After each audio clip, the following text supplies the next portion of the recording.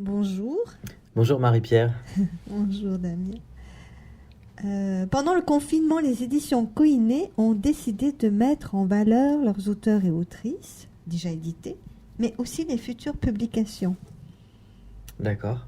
Donc, je m'entretiens avec toi aujourd'hui, donc Damien Dutré, pour son livre Comment j'ai mangé mon cœur. Donc, tout d'abord, je dois dire à juste titre que ce livre résonne très fortement aujourd'hui, car beaucoup sont confinés loin de leurs amours, et que cela soit de façon géographique, mais aussi sentimentale. Plus encore, beaucoup ont perdu leurs amours et amoureuses pendant cette période effroyable du Covid-19. Quelque chose s'est rompu, quelque chose de l'ordre de l'incompréhensible qui nous dépasse toutes et tous. Donc on a beau tenter de comprendre les comptes rendus de ces dernières heures sur la respiration ou les arrêts cardiaques, il y a quelque chose de l'ordre de l'indicible qui en ressort. Avec ton texte, je trouve qu'on est frappé par deux dimensions. Tu nous diras, hein. Celle poétique et puis celle médicale. Mhm. Il y a une langue qui nous échappe tout d'abord, car on se demande où cela doit résonner. Dans le cœur, justement, ou dans le cerveau, à un mélange, et on essaie de s'accrocher pour suivre un parcours d'un homme. Peux-tu nous raconter comment cette nécessité d'écrire ce texte en particulier t'est venue? Alors non pas pourquoi, hein, mais comment? Comment, je sais pas, dans l'agencement du texte, ce que tu veux, le découpage, pour que les auditeurs ou auditrices se familiarisent avec ton approche poétique. Voilà, est-ce que c'est possible? Bon. Ouais, bien sûr. Enfin, bien sûr, je vais essayer. Parce que la nécessité d'un texte, elle est toujours... Enfin, dans mon cas, en tout cas, elle est jamais si claire que ça au départ. C'est toujours... j'ai toujours l'impression de subir des attaques, alors de l'extérieur ou de l'intérieur de moi-même. Quand je dis des attaques, c'est pas forcément violent. Enfin, si, des fois, ça l'est.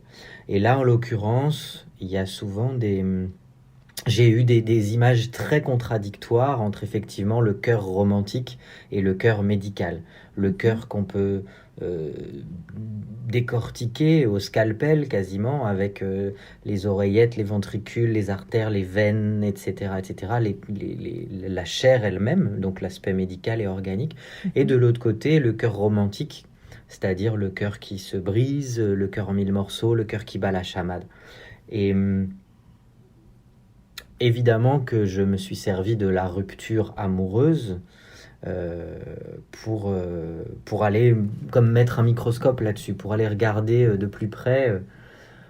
Je veux pas dire que c'est une démarche scientifique parce que c'en est évidemment pas une, mais en tant qu'auteur, en tant que quelqu'un qui travaille avec les mots, ça m'est Mhm. apparu comme ça très vivace cette particularité qu'on a dans une rupture notamment, d'avoir Oui. des sensations physiques très fortes, par exemple quand on dit qu'on a la sensation de son cœur qui se brise, qui est une aberration médicale, puisque le cœur ne se brise pas, bien que je crois, j'avais trouvé en faisant des recherches qu'il y a, c'est une toute petite parenthèse, qu'il y Mhm. a un syndrome japonais dont le nom m'échappe, qui Ah, s'appelle le syndrome le du cœur Japon. brisé.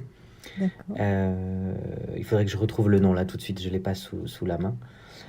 Mais c'est très très rare. Mais en gros, voilà, le cœur qui se brise organiquement, médicalement, ça n'existe pas. Pourtant, beaucoup d'entre nous, je crois, ont pu avoir dans leur vie la sensation d'un cœur qui se brise, soit à la suite d'une rupture amoureuse, mais ça peut être aussi dans le cas d'un deuil.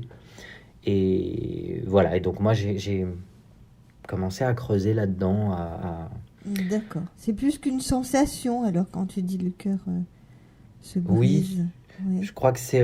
tu faisais un parallèle en commençant nos échanges avec la période qu'on traverse, où Oui. il y a une rupture, tu as parlé de rupture, la rupture, elle peut être effectivement à la fois physique, quand on parle de deux corps, par exemple, dans le cadre d'une relation amoureuse, elle peut être évidemment dans le cerveau, la sensation d'éloignement, la difficulté qu'on peut avoir à se parler, on n'est pas Oui. tous à l'aise avec le fait de se parler par caméra interposée, on n'a pas tous, il y a plein de gens qui ont peut-être même pas l'accès à une caméra pour se parler. Oui. Donc cette distance, on parle beaucoup de distanciation en ce moment, cette Mhm. distance, donc cette rupture du lien, elle existe aujourd'hui de manière très forte pour des amoureux, pour des familles, pour des êtres même individuellement qui peuvent se retrouver du coup isolés et en rupture avec le lien physique, le lien intellectuel, le lien de la sensation de la peau, la chaleur humaine, les rapports humains, même dans l'amitié, il n'y a pas que dans l'amour. Donc effectivement, cette sensation de rupture, et donc cette sensation de cœur brisé qui, je sais pas, moi j'ai traversé des périodes suite à des ruptures notamment amoureuses où les genoux, enfin les jambes se dérobent, on a l'impression que le sol se dérobe, on tombe. C'est très physique, Le corps, oui, mais ça va avec des sensations amoureuses, donc des sentiments, donc quelque chose qui est lié au cerveau. Donc est-ce qu'il y a un tunnel, un pont direct entre le cerveau et le cœur? Je pense que oui, mais bon. En tout cas, ça fonctionne avec la langue aussi, la langue du texte. Mhm. Et l'agencement aussi, l'agencement des parties, le découpage, je dirais. Les sonorités, la musicalité. Est-ce que tu avais prévu comment elles se distribueraient dans le texte ou comment Non. elles interviennent ou c'est au fil du temps que ça s'est construit? Oui, c'est effectivement arrivé beaucoup avec le temps et de façon, là, pour le coup, assez organique. C'est-à-dire que la parole que j'avais imaginée au tout départ était une parole assez simple, assez directe, puisque c'est un texte que j'imaginais sur une scène. Et donc, c'était un narrateur, on pourrait dire un conteur, qui dit je vais vous conter une histoire, je vais vous raconter quelque chose. Voilà, tout commence avec une rupture. Et puis assez rapidement, je me suis rendu compte que le conteur, s'il peut raconter son histoire en disant il était une fois, il raconte une histoire qui est dans le passé. Ça veut dire que le conteur, il peut avoir un recul sur ce qui lui est arrivé. Oui. Et je me suis assez vite rendu compte que c'était intéressant qu'il se fasse très rapidement, que le conteur soit submergé par ce qu'il raconte. Je donne une image toute simple, mais quand on raconte un souvenir très fort, on peut avoir des sensations au présent en racontant cette histoire du passé. Et c'est ce que j'ai essayé de faire, c'est-à-dire qu'à plein de moments, le narrateur a beau avoir du recul sur ce qu'il raconte, que régulièrement il soit rattrapé par les sensations, par les sentiments, par les émotions. Et il faut que j'ajoute que ce texte a été construit en grande partie avec deux musiciens, c'est-à-dire qu'en parallèle de l'écriture du texte, je travaillais avec deux musiciens. Et cet apport de la musique a énormément servi, je crois, la partie organique du texte, et donc ce fameux découpage, comment construire rythmiquement les choses, sans chercher forcément un réalisme dans l'enchaînement des parties et une narration qui soit trop linéaire, mais essayer de trouver une narration qui soit plus liée aux sensations. Aux sensations. Et c'est quels instruments, en fait? Le vent ou la corde? Alors les instruments de base sont la guitare électrique et les percussions. Percussions, c'est-à-dire une batterie. Donc on est sur quelque chose d'assez rock'n'roll au départ. Ça me semblait assez adapté à l'idée de la rupture amoureuse. Donc beaucoup de rythmique, beaucoup de percussions. La guitare électrique aussi peut être très rythmique. Elle peut être mélodique bien sûr, mais aussi très rythmique.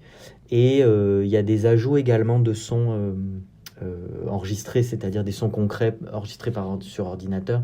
Par exemple, des sons de ville, les sons du vent, les sons de la ville, les sons des voitures, des choses comme ça. Une traversée, en fait, dans la ville. Exactement. Rythmique, et puis le cœur qui bat, le cœur qui se brise. Enfin, moi, je l'imagine comme ça. Enfin, la guitare électrique aussi. Comment tu l'expliquerais? Comment elle réagit, la guitare, par rapport au cœur, je veux dire, à ce cœur Alors, en particulier. Il y a plusieurs approches, et puis il y a eu plusieurs aussi recherches et périodes de tests par rapport à la musique et par rapport au texte. D'ailleurs, par moment, moi j'envoyais le texte aux musiciens qui composaient une musique, puis ensuite quand on travaillait ensemble, le texte pouvait se modifier parfois par rapport à la musique et inversement. Là, les mots et les sons ont été très en contact et ont beaucoup interagi les uns avec les autres. Et l'avantage de la guitare électrique, c'est ça, par exemple, c'est à la fois tout d'un coup, en travaillant les sons de façon électronique ou électrique, on peut aller chercher des choses très très rythmiques, des choses très percussives qui vont aller chercher, par exemple, sur le cœur qui s'emballe, le cœur qui bat la chamade. Ou tout d'un coup, au contraire, on peut aller sur des sons très étirés, des espèces de larsen et de résonance, des longues nappes musicales qui peuvent être au contraire pour aller chercher des choses qui soient de l'ordre du flottement ou de l'envolée, de quelque chose de plus aérien ou de plus douloureux, comme un cri, comme une déchirure, et là encore, je pense au tissu, de la chair, au tissu qui se déchire, à un scalpel qu'on ferait glisser dans une chair en pleine opération. Tout d'un coup, moi, un son électrique de guitare qui s'étire comme un larsen, j'arrive à faire le lien, en tout cas. Et puis la troisième chose, c'est les choses beaucoup plus douces, beaucoup plus mélodiques. Où tout d'un coup, on va avoir, par exemple, si les cordes de guitare électrique en métal, si elles sont jouées avec la pulpe des doigts, par exemple, ça devient quelque chose qui peut être très sensuel et très doux, comme pour aller chercher des choses plus des Oui, petites. comme des souvenirs peut-être. Exactement, ouais, des sensations beaucoup plus fines. Oui, des souvenirs, c'est juste, oui. Souvenirs, ou une balade, peut-être. Absolument, oui, oui. J'ai l'impression que c'est un trajet aussi, ce texte. Oui, je crois qu'il y a un vrai déplacement, ça c'est sûr. Parce que comme je pense que tous les gens qui ont déjà vécu un deuil, qu'ils soient amoureux ou autres, connaissent les longueurs que peuvent prendre ces trajets, toutes les étapes par lesquelles il faut passer, d'acceptation, de déni, de colère, de tristesse, etc. etc. C'est jamais aussi simple que ce qu'on peut lire parfois en disant voilà les 7 étapes du deuil. C'est souvent beaucoup plus complexe que ça. Et on fait des retours en arrière, on fait des pas en avant, etc. Et je crois que oui, ce déplacement-là, c'est-à-dire que entre le moment de la rupture et le moment où peut-être il va y avoir une nouvelle rencontre, pour parler d'une rencontre amoureuse ou d'une rupture amoureuse, il y a souvent effectivement un trajet. Par exemple, il suffit de marcher dans la ville où on a vécu avec quelqu'un du passé pour ne pas avoir envie de repasser par des endroits où on a vécu des choses, par exemple. Voilà, et effectivement, ce trajet, je crois qu'il est présent dans le texte. Il y a un déplacement, en tout cas, ça c'est sûr. Oui. Et alors, pourquoi ce titre-là? Pourquoi tu as employé le verbe manger, pardon? C'était parti d'une simple image que j'avais eue dans la tête c'est pas vraiment une image, mais enfin si, il y a une image un peu cannibale comme ça, très très charnelle, avec la chair, les tendons, le sang, etc. Mais c'était aussi l'idée que si je mange mon cœur, au moins, c'est comme si une fois que le cœur est mangé, il n'y en a plus de cœur, donc on ne souffrira plus. Le cœur ne sera plus à la merci des attaques extérieures, si je peux dire ça comme ça. Et c'était un peu cette idée-là qui avait guidé le début du texte.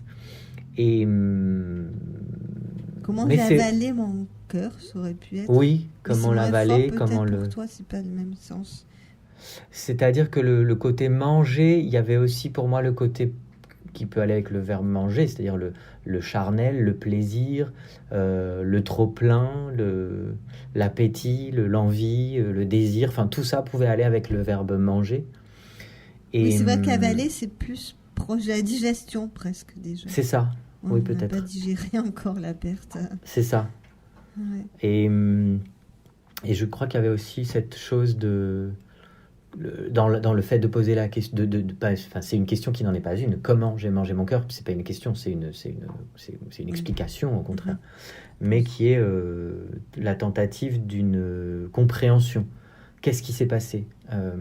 Comment j'en suis arrivé là? Voilà. D'accord. C'était un peu ça l'idée. Comment j'en suis arrivé là? Et l'idée de manger mon cœur, qui était une image un peu extrême, me plaisait bien parce que dans la rupture amoureuse, quand on a vraiment aimé, il y a quelque chose d'extrême, il y a quelque chose de définitif, il y a quelque chose d'absolu. Et cette image de cannibalisme et de manger mon cœur, il y a un côté, on ne peut pas revenir en arrière. J'aimais bien. Je vais te demander d'écouter mes propositions sur la définition du texte. C'est toujours un peu particulier. Alors, tu peux prendre toutes les propositions ou aucune. D'accord. C'est pour que les gens se rapprochent plus du texte puisqu'ils ne le lisent pas encore. Mm-hmm. Alors, est-ce que c'est une journée à rebours, une pure invention, la nécessité de raconter une perte, mais la nécessité, ou l'envie d'explorer ce que peuvent être les sentiments d'une perte.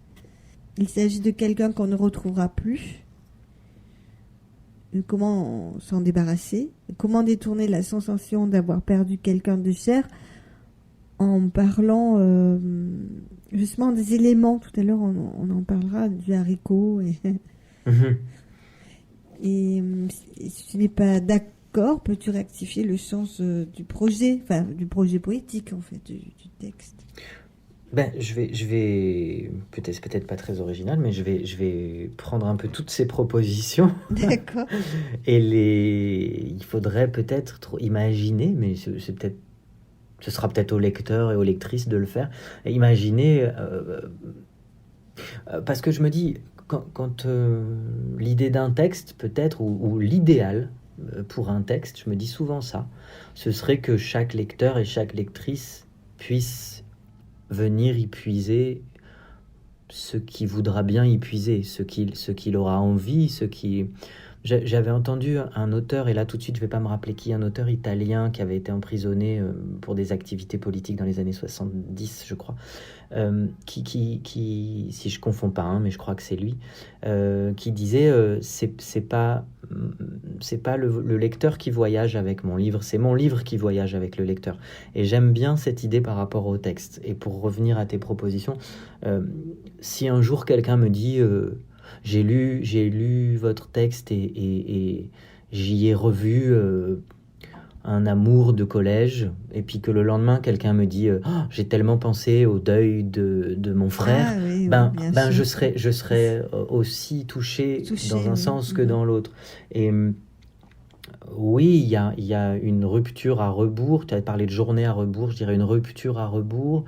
Il y a un côté comment on en est arrivé là, il y a un côté forcément, je pense que pour moi, il y a une espèce de, comment on appelle ça, d'écrire les choses pour essayer de les sortir de soi et peut-être pour les mettre derrière soi. Oui, ça, je pense qu'il y a quelque chose de cet ordre-là. Tu parlais tout à l'heure d'une traversée dans le texte, mais je crois que l'écriture aussi, hein, c'est un voyage, pas seulement au sens romantique, c'est un voyage au sens, c'est un déplacement. Il y a beaucoup de joie dans l'écriture, mais il peut y avoir aussi beaucoup de doute et de souffrance. Et je crois que quand on écrit quelque chose qui est important pour soi-même, ça nous transforme. Oui. On n'est pas le Et même. il y a aussi beaucoup de répétitions. Enfin, oui.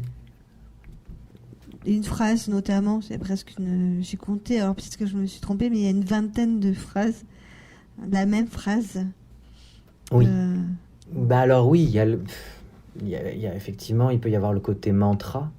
Se répéter les choses comme une espèce de méthode Coué, quoi. Se répéter les choses en disant ça va aller, ça va passer, on va y arriver. Ah oui, voilà. Voilà, ou les voix qu'on peut avoir dans la tête. À un moment, là, je tombe sur un passage du texte où je dis je sais que derrière les lunettes, il faut que ça coule comme ça, que ça se passe avec de l'eau, du sel et du temps. Oui, c'est pour ça qu'on a l'impression que tu marches, je sais. Fait. Oui, c'est ça. D'ailleurs, à cet endroit-là, c'est un moment où il est dans une voiture, dans un taxi, oui. en se disant je sais. Oui, comme s'il avait des voix qui lui parlaient dans la tête et qui répondaient en disant oui, c'est bon, je sais tout ça, mais dans le cadre d'une rupture amoureuse, par exemple, on a beau savoir tout, on a les amis qui vous disent ça va aller, dans un an tu en riras, ça va passer, mais sur le moment on est incapable d'entendre ça, même si on peut dire oui, je sais. Voilà. Et oui, les répétitions, le côté mantra, et puis le côté ce que je disais tout à l'heure sur par exemple les étapes du deuil. On peut avoir énormément avancé pendant des semaines et pendant des mois, avoir l'impression d'avoir franchi plein d'étapes, et puis tout d'un coup, un détail peut nous ramener 6 mois en arrière. Une odeur, un message de quelqu'un, une lettre, une image, un lieu. Donc le côté répétitif. Et puis il y a peut-être aussi l'idée que, parce qu'en l'occurrence dans ce texte, je ne parle pas d'une rupture, je parle évidemment que c'est une rupture qui a déclenché tout ça, mais j'espère parler de rupture plus généralement, c'est-à-dire oui, et que donc on est tous fait pareil, on se dit un peu toujours les mêmes choses aussi. Oui, et puis il y a des chiffres aussi, beaucoup. Oui, il y a des décomptes, des chiffres, oui c'est vrai, tu as raison, oui. Ouais. Il y a des décomptes, compter les battements de cœur, compter le nombre oui, de... parce que ça donne un côté radical en même temps et en même temps poétique. Plus il y en Mhm. a, plus ça devient poétique, je trouve. Oui, Plus on a l'impression qu'on va dans le concret, plus on est soulevé par autre chose. J'ai cette sensation. mhm. Ah ben justement, alors les papillons, les haricots, le haricot et le maquereau, tu peux nous donner juste des pistes, pas tout expliquer, mais... Le papillon, c'est une image qui m'a frappé dès le début de l'écriture, où c'était que quand on est en pleine rupture, on a l'impression que c'est la fin du monde, quoi, que la Terre Oui. s'arrête de tourner, que plus rien n'a de sens, qu'il n'y a pas d'après. Et tout d'un coup, j'ai utilisé cette métaphore du papillon qui vit 24 heures. C'était parti du pendant ce temps, en fait. Pendant ce temps, les papillons se meurent. 24 heures, pas plus. Et en comparaison à ça, enfin en contraste avec ça, j'ai utilisé l'image de l'arbre qui peut vivre jusqu'à 100, 150, 200 ans. Donc voilà, j'aimais bien cette double image, c'est-à-dire que oui, moi je suis en train de vivre ce que je crois être dans l'instant même la pire chose de ma vie, mais pendant ce temps, les papillons vivent 24 heures, les arbres poussent. Voilà, c'était ça un peu l'idée. Et le haricot, c'est parti d'une image très simple où à un moment je prends l'idée du point de départ, c'est-à-dire de l'embryon dans le ventre de la mère, qui est à ce moment-là, pour être plus juste, je prends surtout l'image du cœur qui se forme au bout de quelques semaines dans le ventre de la mère, dans l'utérus, et qui au début ressemble à un petit haricot ridicule. Enfin, même l'embryon lui-même, au départ, c'est un tout petit machin un peu informe. C'était pour relativiser, pour tenter une relativisation de tout ça. Euh, et voilà, le haricot est né comme ça, et c'est devenu un personnage, de dire, ben même une fois qu'il sera adulte, ce sera toujours un petit haricot, quoi. Un haricot. Et le maquereau, parce que ça m'a étonné, ça. Enfin, Le macro, c'est une image. Je fonctionne toujours beaucoup comme ça, hein, sur l'image. C'est dans le texte, c'est un moment où je dis tu découvres la solitude en ouvrant une boîte de filets de ah oui, maquereau à la oui, moutarde. Et, terrible. et c'est voilà, c'est Ce l'image. qui reste un maquereau. C'est une image très concrète, hein, d'un soir où j'étais seul chez moi, pas D'accord, forcément très en forme, et où j'avais pas de grand chose dans mon frigo, et que j'ai ouvert une boîte de filets de maquereau à la d'accord. moutarde. Et c'est vrai que c'est des moments très concrets comme ça qui peuvent renvoyer à la solitude, qui est une solitude pas forcément très dramatique, hein, mais une sensation de solitude. Voilà. Oui, c'est vrai. Ça va être la sardine. Et Bah, qui c'est ça. renvoie à autre chose, peut-être, une autre mer. Oui, c'est ça. La mer. Et avec ce texte, as-tu la sensation alors que quelque chose s'est déposé, ou c'est pas une nécessité qui a trouvé sa place, ou n'est Oui. pas résolu, parce que bon, c'est jamais résolu, mais Non, je crois qu'effectivement, il ne s'agit pas de résolution, surtout quand j'aime toujours un peu penser enfin, voilà, j'aime penser qu'un texte n'est jamais totalement terminé. Déjà parce qu'il va être lu par des gens et qu'on ne peut pas être là dans la tête des gens au moment où ils le lisent. Donc je me dis que c'est une fois que le texte est écrit et publié, ben après j'espère que sa vraie vie commence. Euh, pas de résolution, mais par contre, bon, j'ai là toujours la sensation quand j'écris qu'il y a des moments dans l'écriture, en tout cas, où on est très face à soi-même, très en écoute de soi-même, pas dans une écoute égoïste, mais dans une écoute de savoir qu'est-ce qui se passe, comment ça résonne, qu'est-ce que je ressens ou qu'est-ce que j'ai ressenti exactement. Même quand on essaie de se rappeler un souvenir, d'essayer de trouver les mots exacts et les mots justes pour reconstituer, non pas la vérité, mais constituer sa propre vérité, on va dire. Euh, donc dans ce sens-là, oui, je crois qu'il y a quelque chose qui s'est déposé, oui, un temps, on va dire. Et que maintenant que j'ai écrit ce texte, je ne serai plus le même, ça c'est sûr. d'accord, oui. Il n'y a pas de chant, en fait. Il n'y a que des paroles sur de la musique. Il y a Non, des il y a parties aussi des parties chantées. chantées. Il y a quelques parties qui sont écrites vraiment comme des chansons, avec les règles de l'écriture de chansons, c'est-à-dire des rimes, des vers, un nombre de pieds, des couplets, des refrains, à 3 ou 4 endroits dans le texte. Et le reste étant effectivement de la prose. Par contre, après, je me suis beaucoup amusé à écrire de la prose poétique, par moments du parler plus scandé, on va dire. Et puis la musique a apporté beaucoup à ça, enfin, je veux dire, de travailler avec la musique. Ça m'a permis de creuser encore, de sculpter les textes et le langage pour chercher à jouer avec ces codes-là. Et sur scène, il y aura effectivement des parties chantées, écrites comme des chansons, des parties parlées accompagnées par de la musique et des parties uniquement parlées sans forcément de musique. Il y a un peu 3 axes, on va dire. Et accepterais-tu de lire le début? Alors je m'en suis saisi à pleine main. J'ai plongé en moi-même dans un cri, une brûlure, un déchirement des chairs, un craquement des os, et j'ai mangé mon cœur. Avec les doigts, avec le sang, avec les dents. Prologue. Des sons de ville et d'oiseaux. La guitare électrique et les cymbales jouent à cache-cache dans les bruits de circulation. Vous connaissez la théorie du sparadrap? Mais si. Le sparadrap qu'il faut arracher d'un seul coup pour que ça fasse moins mal. Eh bien, on n'a pas respecté la consigne. On a tiré lentement, tout doucement, millimètre par millimètre. Et pour quel résultat? La même marque rouge et douloureuse. Les mêmes lunettes de soleil pour cacher les larmes. Ces lunettes qui font croire aux chauffeurs du taxi et au reste du monde que tout va bien. On se trimballe avec des sacs remplis de livres et de chaussettes et de cartes postales à 4 heures de l'après-midi, normal, comme un déménagement. Un déménagement du cœur, oui. Le cœur qui translate de ce petit appartement près du centre vers cet autre appartement, dans un autre quartier un peu moins au centre, pour une nouvelle vie. Comme une formule magique, nouveau quartier, nouvelle vie. On s'attendrait à ce qu'il pleuve. Ça semblerait normal.